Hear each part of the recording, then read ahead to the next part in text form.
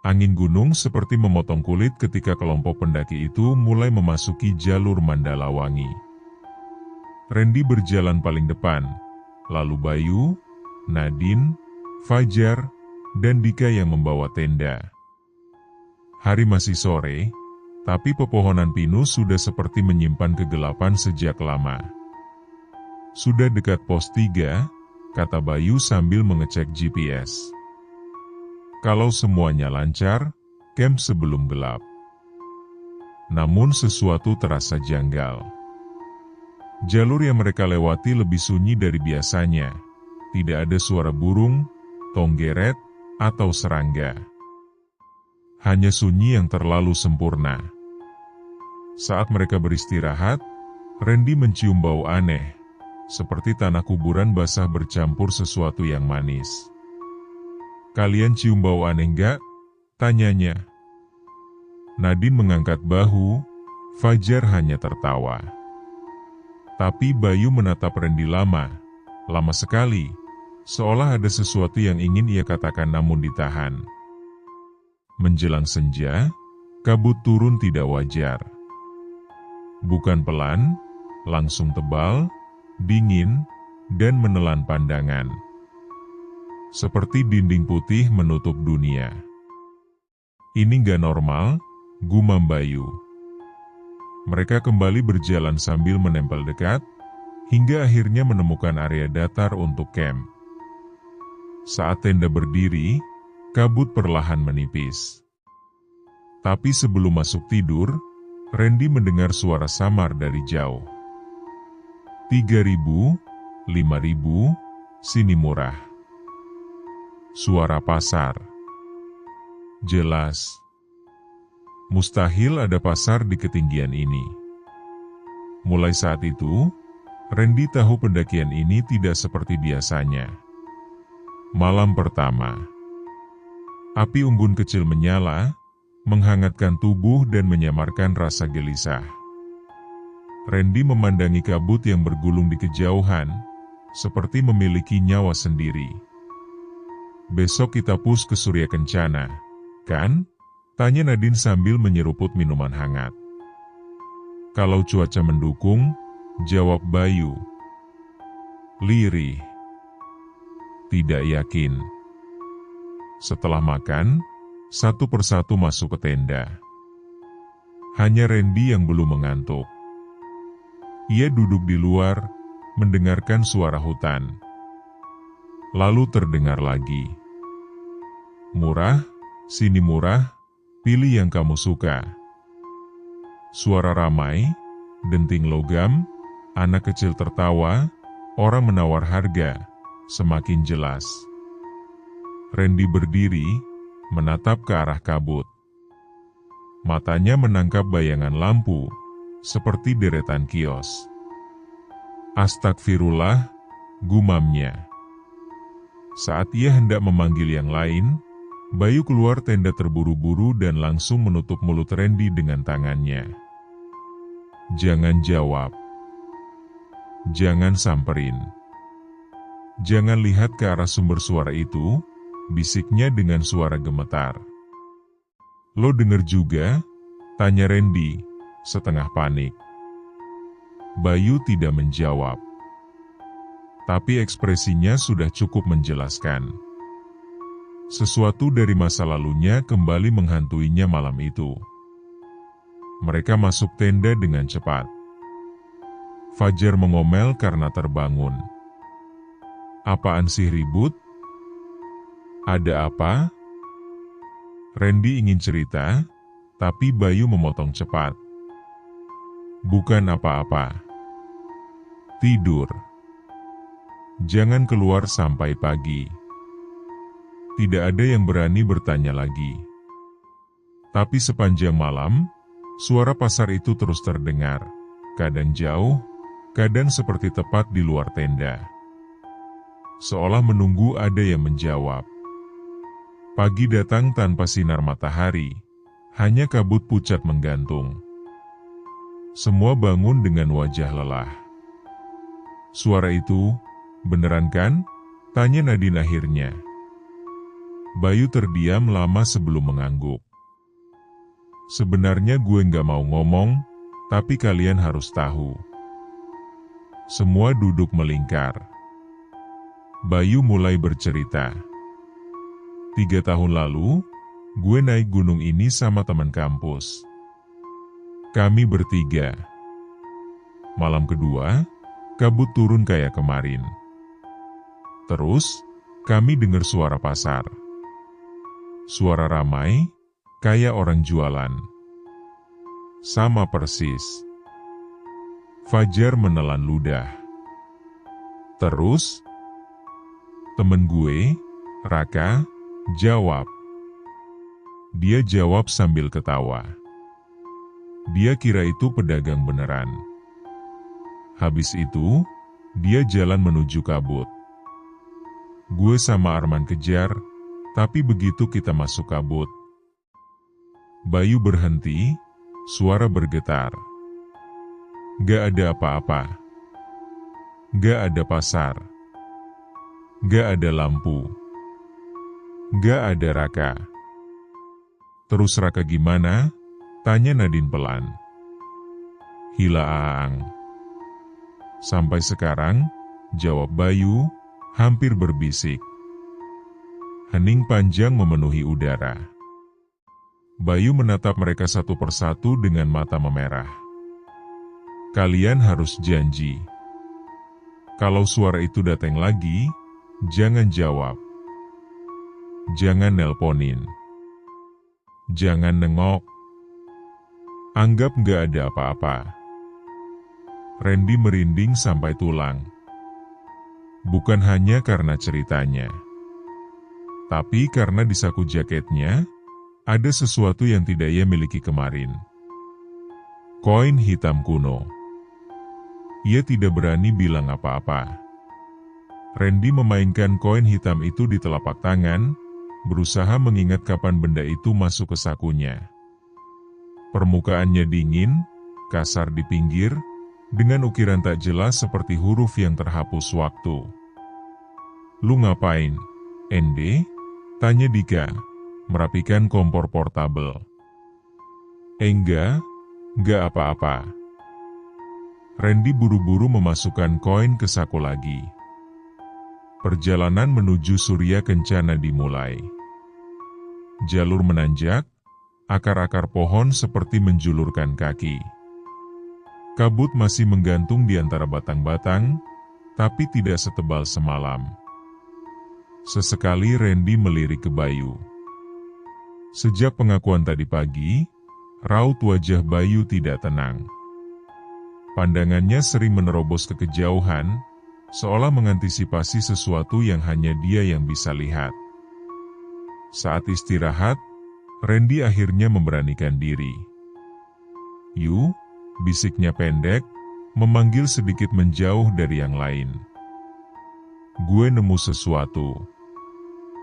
Randy mengeluarkan koin hitam itu. Bayu langsung pucat.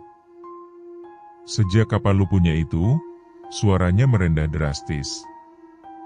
Gak tahu, tadi pagi gue sadar ada di saku jaket. Lu tahu ini apa? Bayu menatap koin itu lama, napasnya agak memburu. Masukin. Jangan kasih lihat yang lain, kata Bayu, bukannya menjawab. Ini dari mereka, ya? Pancing Randy. Bayu hanya berbisik, nyaris tak terdengar. Kalau lu sudah dikasih itu, berarti lu udah kelewatan satu batas yang orang lain belum. Randy ingin bertanya lagi, tapi Bayu memutar badan dan kembali ke rombongan. Di belakang mereka, kabut sejenak bergerak seperti mengikuti. Memasuki siang, mereka tiba di sebuah turunan kecil yang berakhir di persimpangan jalur samar. Satu jalur tampak jelas dengan banyak pijakan, satu lagi lebih sempit tapi seperti baru saja dilalui. Ini kok kayaknya beda ya, gumam Dika. Harusnya belok kanan, kan? Bayu mengecek GPS, kening berkerut. Harusnya iya, tapi jejak paling baru ke kiri. Berarti ada rombongan lain, kata Nadine. Mungkin kita bisa nyusul. Randy menatap jalur kiri itu. Di ujungnya, kabut tampak lebih tebal. Entah kenapa, dari arah situlah ia kembali mendengar fragmen suara. Murah, sini dulu. Seperti potongan kaset yang nyaris habis. Jangan ke kiri, kata Randy spontan. Yang lain menoleh. Kenapa? Tanya Fajar. Feeling gue gak enak, elaknya, tak mungkin bilang tentang suara itu. Bayu terdiam, lalu menatap jalur kiri dengan mata berkaca-kaca. Ada sesuatu di sana. Sesuatu dari 3 tahun lalu yang belum ia berani hadapi. Ke kanan, putus Bayu akhirnya. Kita ikut jalur resmi aja. Mereka bergerak. Namun setelah 20 menit jalan, suasana berubah tidak wajar. Jalur menghilang jadi tanah kosong penuh daun gugur, dan GPS Bayu mendadak error. Baterainya masih, tapi sinyalnya kacau. Bayu menekan-nekannya. Peta menghilang, muncul seperti tak stabil. Jangan bercanda, Yu, Fajar mulai resah. Dari belakang, Randy menoleh. Di antara kabut dan pepohonan, samar-samar ia seperti melihat bayangan siluet berderet, orang-orang berdiri mematung, terlalu diam untuk disebut manusia hidup. Saat ia mengedip, semuanya lenyap. Tapi aroma kemenyan tiba-tiba terasa sangat kuat. Mereka mencoba kembali ke arah semula, namun jalur tadi seperti menghilang. Pohon-pohon tampak lebih rapat, semak lebih tinggi, seolah hutan berubah posisi ketika mereka tidak memperhatikan. Ini jalur buntu. Anjir, Dika hampir panik. Kita tadi lewat mana? Bayu menggigit bibir. Tenang dulu. Kita naik sedikit, cari kontur. Harusnya ketemu jalur utama. Mereka mengikuti Bayu menanjak miring. Langkah terasa berat, bukan hanya karena lelah, tapi juga karena suasana yang semakin aneh. Hening. Tidak ada suara apapun, bahkan ranting patah di bawah sepatu pun terdengar terlalu keras. Tiba-tiba Nadine berhenti. Kalian denger gak? Katanya pelan. Semua diam. Di kejauhan, samar, terdengar musik. Bukan musik modern, lebih mirip tabuhan gamelan kecil, bercampur bunyi gong tipis dan semacam seruling. Ini sudah kelewatan, desis Fajar. Di gunung mana ada gamelan?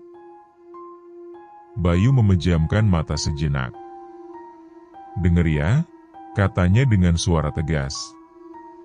Kalau nanti ada yang manggil, ada yang nawarin apa, atau ngajak ngomong, jangan dijawab. Jangan tunjukkan kalian dengar. Kalau udah terlanjur nengok, canda Dika, mencoba menutupi takut. Tak ada yang tertawa. Bayu menatap Randy lama. Lu, apapun yang terjadi, jangan keluarin kain itu. Jangan kasih siapapun, jangan jatuhin. Simpan terus. Kenapa? Tanya Randy. Bayu hanya menggeleng. Gue cuma gak mau kehilangan orang lagi. Kata-kata itu menancap di kepala Randy. Lagi, berarti ia masih menyalahkan diri sendiri atas Raka. Dan sambil mereka berjalan, tanpa mereka sadari, suara gamelan itu makin mendekat. Mereka memutuskan berhenti sebelum gelap total. Tenda didirikan seadanya di sebuah area relatif datar, meski tanpa tanda jalur resmi. Mau nggak mau, Kita istirahat di sini dulu, kata Bayu. Nanti subuh baru cari jalur turun. Malam itu, kabut turun lebih cepat dari biasanya. Udara terasa padat, dinginnya bukan sekadar dingin pegunungan, lebih seperti berada di ruangan batu yang lembab dan dalam. Di dalam tenda, mereka berkumpul. Headlamp dimatikan, hanya menyisakan satu lampu kecil menggantung di tengah. Kalau besok nggak nemu jalur gimana? Tanya Nadine pelan. Tenang, Din. Gue pernah nyasar di sini juga. Bayu mencoba menenangkan, walau suaranya terdengar lebih untuk meyakinkan diri sendiri. Yang waktu Raka hilang, tanya Fajar belak-belakan. Bayu terdiam. Iya. Hening sejenak. Lu, lihat dia terakhir kali lagi apa? Randy tak tahan. Bayu menarik napas panjang. Dia jalan ke kabut, sambil ketawa, bilang mau beli minum. Pas gue sama Arman kejar, gak ada siapa-siapa. Tapi gue sempet denger dia ngomong sekali lagi, suaranya jauh banget. Bayu menelan ludah. Bayu, jangan ikut. Lampu tenda tiba-tiba redup sejenak, seperti ada sesuatu yang lewat di luar. Mereka saling pandang. Lalu dari luar terdengar, suara langkah kaki banyak, tapi terlalu teratur, seperti rombongan orang berjalan tanpa berbicara. Diiringi, musik gamelan pelan. Tenda bergetar sangat halus, seolah ada yang menyentuhnya dari luar. Jangan ada yang buka resleting, bisik Bayu. Dan kalau ada yang manggil nama kalian, pura-pura nggak dengar. Udara di dalam tenda mendadak terasa terlalu sedikit. Beberapa menit berlalu seperti berjam-jam. Suara langkah itu berhenti tepat di luar tenda. Dari jarak sedekat itu, Randy bisa mendengar detail lain, denting logam, gesekan kain, seperti kerumunan orang di pasar yang menahan suara. Lalu terdengar suara perempuan, tapi suaranya tua, serak, seolah dua suara menumpuk jadi satu. Ada yang haus, ada yang lapar. Sini, nak, murah. Nadine menutup mulut, menahan isak. Dika gemetar, Fajar memejamkan mata kuat-kuat. Suara itu berputar mengitari tenda, dekat sekali.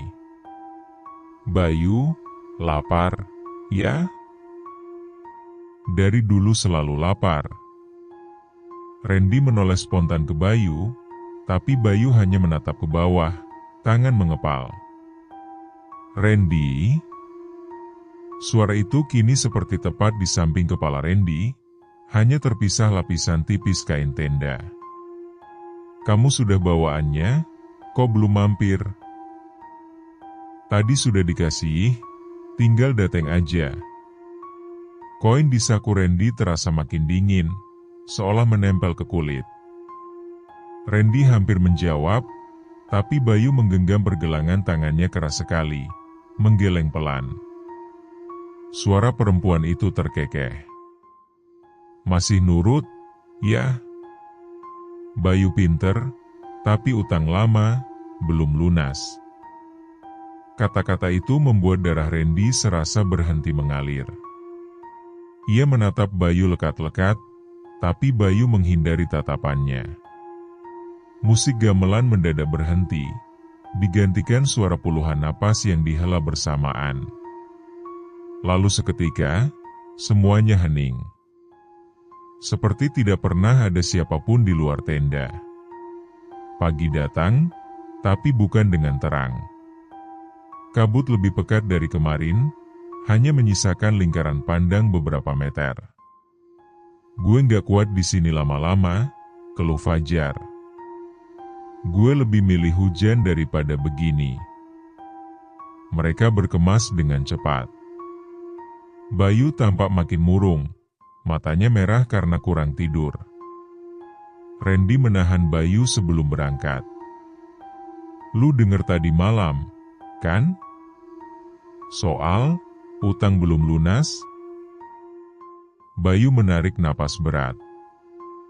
Gue pikir mereka nggak bakal ngomongin itu. Utang apa, Yu?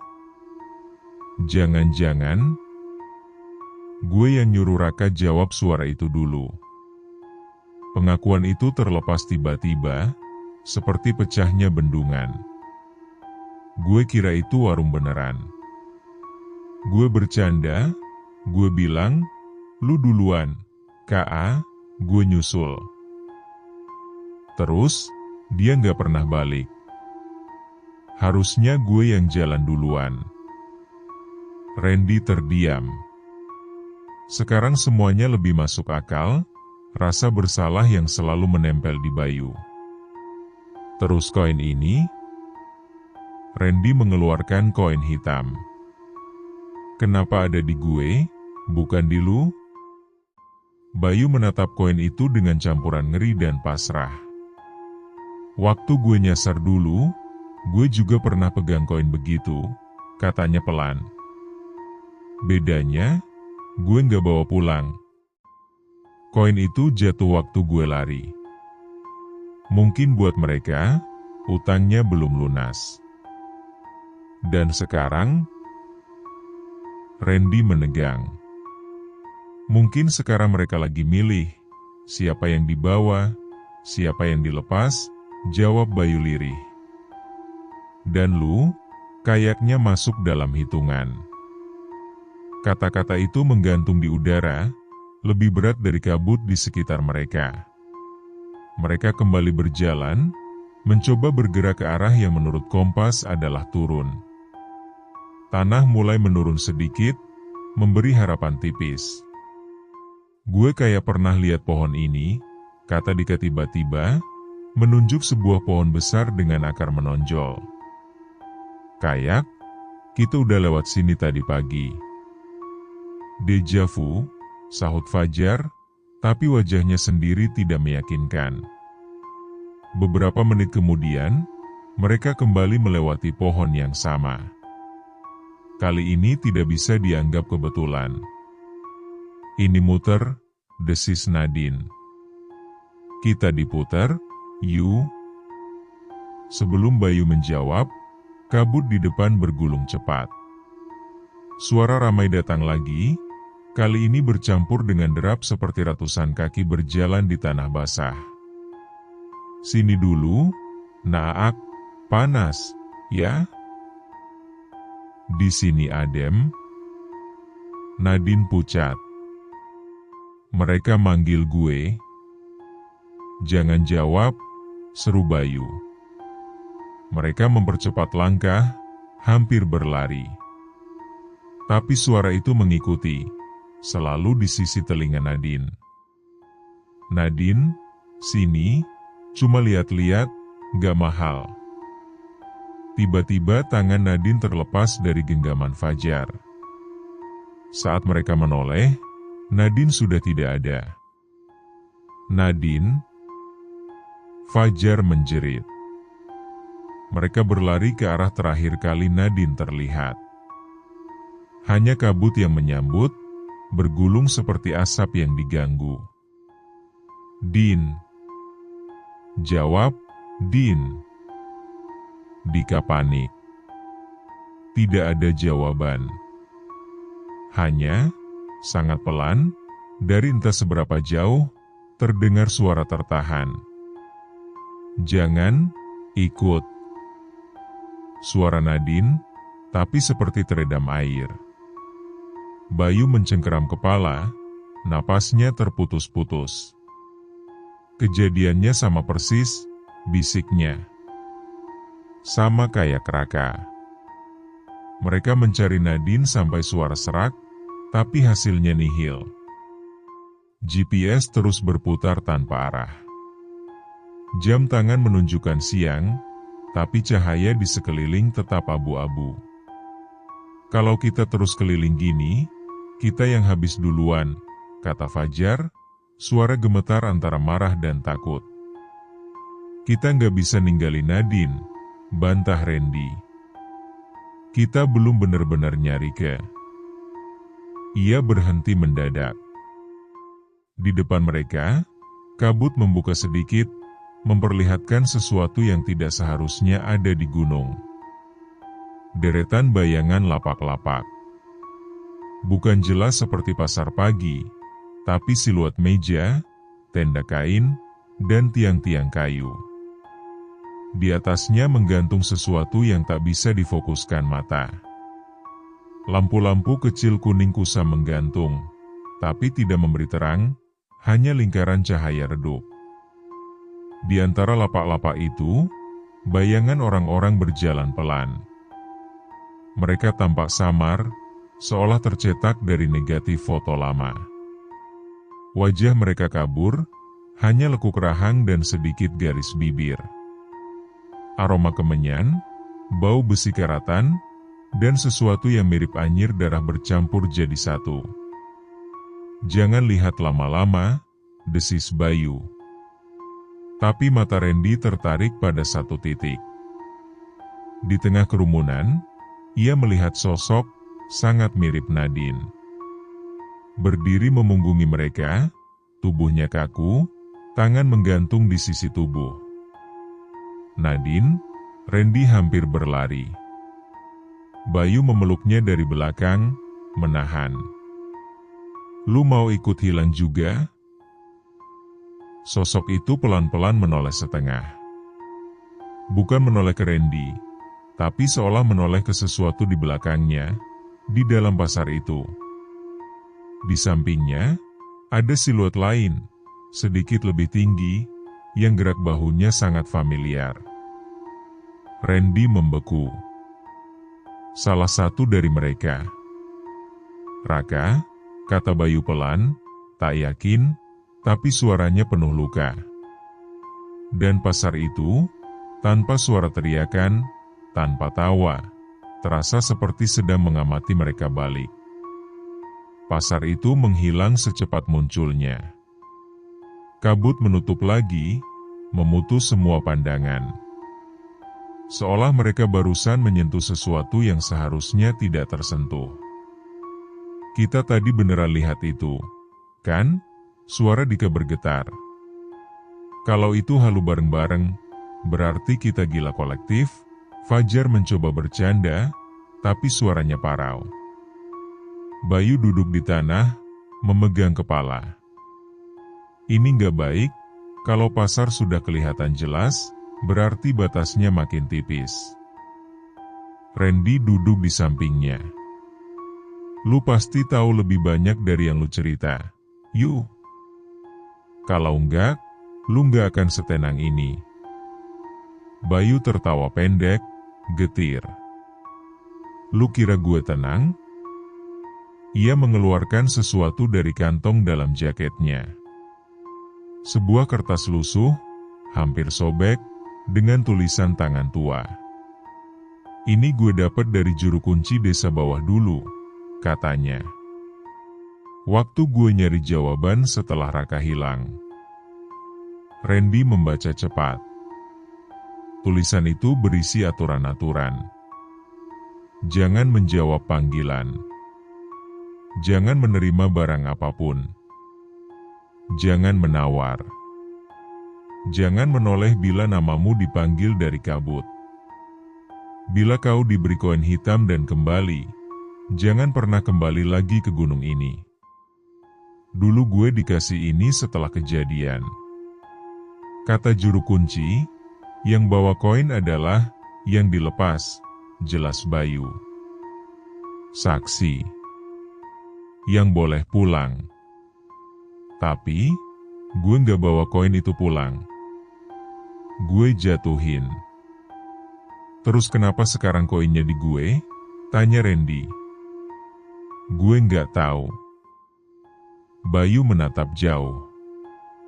Mungkin mereka sedang nimbang ulang.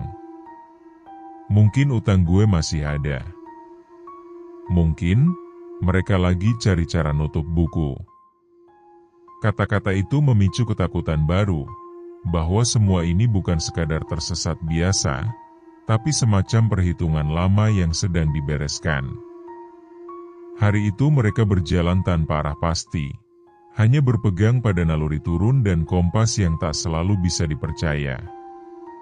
Tanah semakin licin, beberapa kali fajar hampir terpeleset.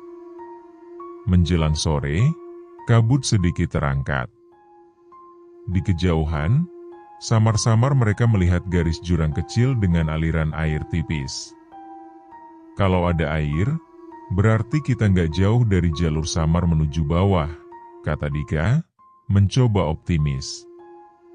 Mereka istirahat di dekat batu besar. Randy duduk agak menjauh, memandangi koin di tangannya. Kalau ini beneran tiket selamat, kenapa rasanya kayak bom waktu? Bayu duduk di sampingnya tanpa berkata-kata beberapa saat. "Ren," katanya akhirnya, "kalau nanti sesuatu terjadi sama gue, lu jangan balik ke sini lagi, ya?" "Ngomong apaan sih?" Randy mengernyit. "Gue udah lama ngerasa, kayaknya gue yang seharusnya dibawa dari dulu. Bukan Raka. Bukan lu. Bukan Nadine." Randy menggeleng keras. "Jangan mulai. Tadi malam, waktu suara itu manggil nama gue ngerasa kayak ada tangan yang cuma tinggal narik." Bayu menelan ludah. "Tapi lu yang dikasih koin. Artinya, lu punya peluang lebih gede buat keluar dari sini. Kalaupun gitu, kita keluar rame-rame," tegas Randy.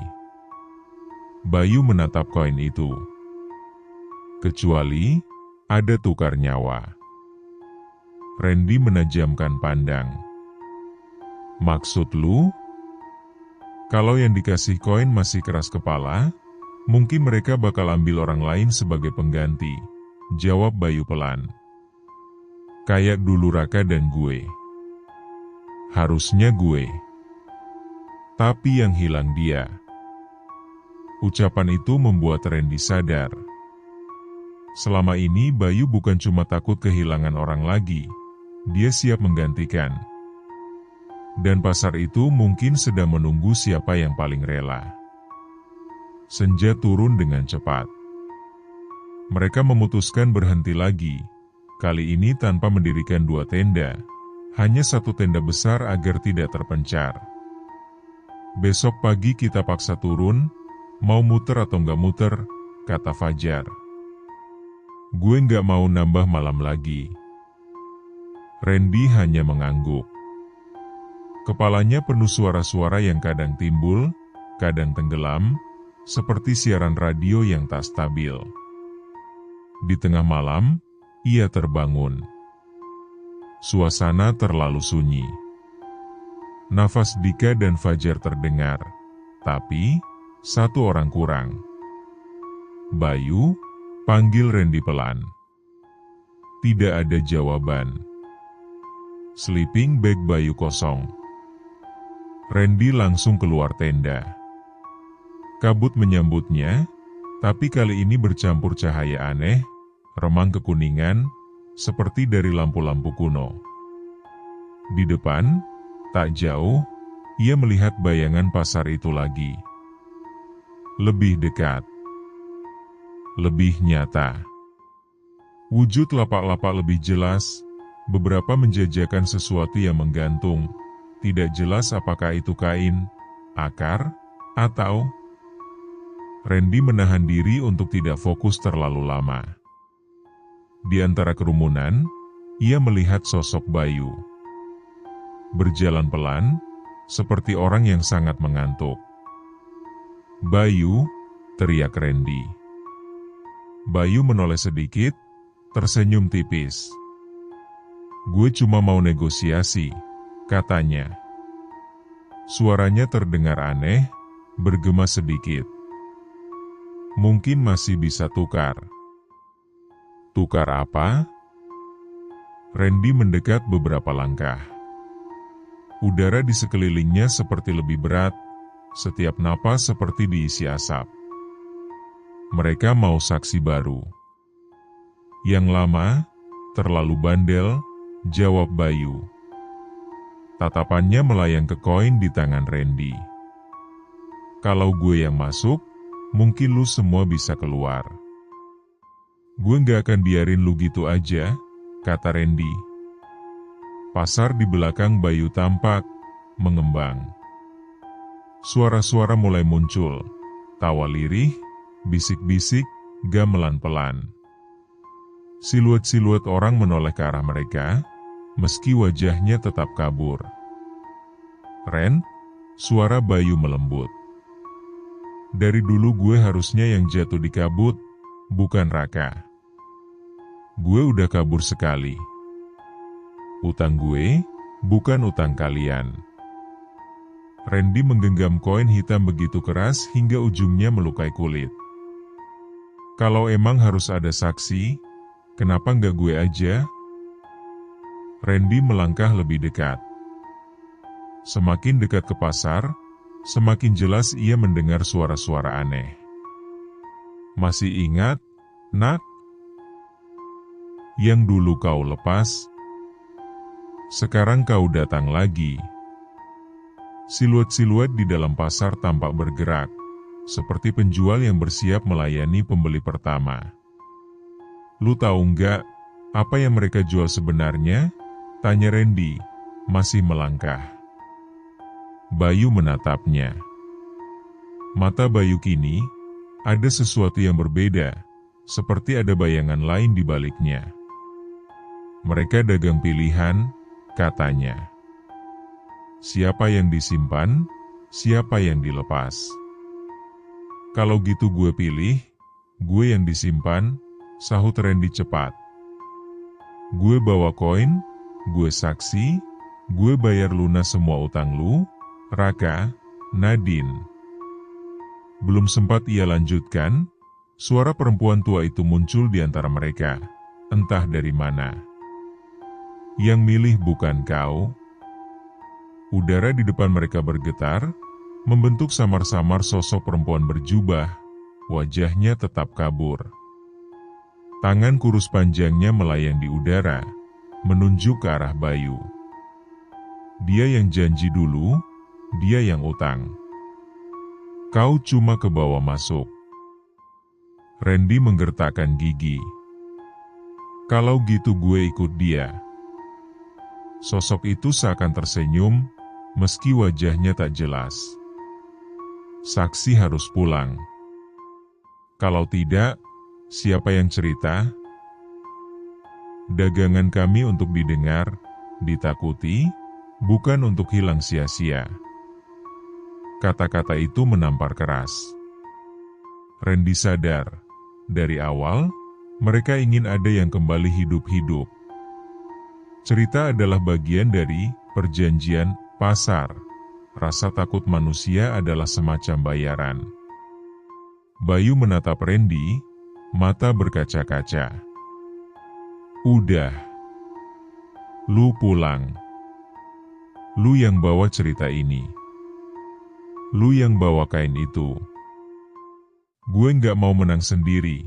Yu, suara Randy serak. Lu bukan menang. Lu dihukum juga, Bayu tersenyum miris. Harus hidup bawa semua ini. Pasar di belakang mereka berdesir pelan. Udara berubah lebih dingin. Waktu hampir habis, bisik suara itu lagi. Tiba-tiba, sesuatu hangat terasa di telapak tangan Randy. Ia membuka genggaman. Koin hitam itu membelah dua. Tanpa suara, tanpa retakan. Tiba-tiba ia memegang dua koin identik. Bayu menatapnya kaget. Ini gak pernah gue lihat. Suara-suara di pasar mendadak gaduh, seperti para pedagang protes bersamaan. Tidak bisa, tidak bisa dua. Satu saksi, satu simpan. Randy menatap kedua koin itu, lalu menatap Bayu. Kalau satu saksi, satu simpan, katanya pelan, berarti kita bisa milih. Bayu menggeleng cepat. Jangan main-main sama peraturan mereka. Ini bukan game. Dari tadi juga hidup kita bukan game. Yu, balas Randy. Ia maju selangkah, meraih tangan Bayu, dan menggenggamkan satu koin ke telapak tangan temannya itu. Begitu kulit mereka bersentuhan lewat koin, dunia sekeliling terasa bergeser. Kabut berputar, suara gamelan mendadak melengking. Berhenti. Suara perempuan tua itu terdengar marah. Itu bukan untuk ditukar-tukar. Tanah di kaki mereka bergetar halus. Dari balik pasar, sosok-sosok gelap bergerak lebih cepat. Bayu menatap koin di tangannya, lalu menatap Randy. Lu gila, katanya, tapi matanya menunjukkan rasa lega yang aneh. Kalau ini berhasil, lu yang keluar. Kalau gagal, kita dua-duanya hilang. Lumayan, kan? Gak ada yang harus hidup sendirian bawa cerita, jawab Randy, mencoba tersenyum. Untuk pertama kalinya sejak mereka hilang jalur, Bayu tertawa pendek, tawa putus asa yang jujur. Baik, suara itu kini lebih tenang, tapi menusuk. Kalau begitu, kami yang milih. Dan seketika, dunia runtuh ke dalam putih. Randy terbangun dengan kepala berat. Bau tanah basah dan medicated oil menusuk hidung. Ia membuka mata, di atasnya, bukan lagi kanvas tenda, tapi atap kayu dengan bolong-bolong kecil. Di sekelilingnya, suara ramai orang, tapi bukan pasar gaib. Suara orang-orang biasa, bercampur mesin mobil, dan bunyi radio. Bang! Sadar, Bang? Suara laki-laki. Randy menoleh. Ia berada di pos pendakian bawah. Beberapa petugas SAR dan relawan mengerumuninya. Di sudut, Dika duduk dengan kaki diperban. Fajar menangis pelan, memegang kepala. Lu sempat gak sadar 2 hari, kata seseorang yang mengaku petugas jalur. Kalian kami temuin muter-muter gak jauh dari jalur utama, padahal katanya udah jalan jauh kemana-mana. 2 hari? Randy mengulang. Di kepalanya, semua kejadian terasa seperti bertahun-tahun. Nadine di ruang sebelah, tambah petugas. Syukurlah kalian lengkap bertiga. Bertiga? Randy menegakkan badan. Terus Bayu mana? Semua saling pandang. Sunyi sejenak. Bang, kalian cuma bertiga, kata petugas itu hati-hati. Data simpan pendakian juga cuma ada 3 nama. Randy, Dika, Fajar. Cewek satu nyusul rombongan lain, Nadine. Gak ada nama Bayu. Dunia seperti berhenti. Randy menatap ke tangannya. Di telapak kanan, ada 1 koin hitam. Kemarin, yang nemuin kalian bilang, pas diketemuin lu megang itu sambil kejar-kejar ngomong, jangan ambil dia, jangan ambil dia, lanjut petugas. Randy hampir tidak mendengar. Hanya 1 kalimat yang berputar di kepalanya. Kalau begitu, kami yang milih. Bayu, bisiknya. Mereka pilih lu, ya? Di ruangan sebelah, Nadine duduk pucat menatap kosong.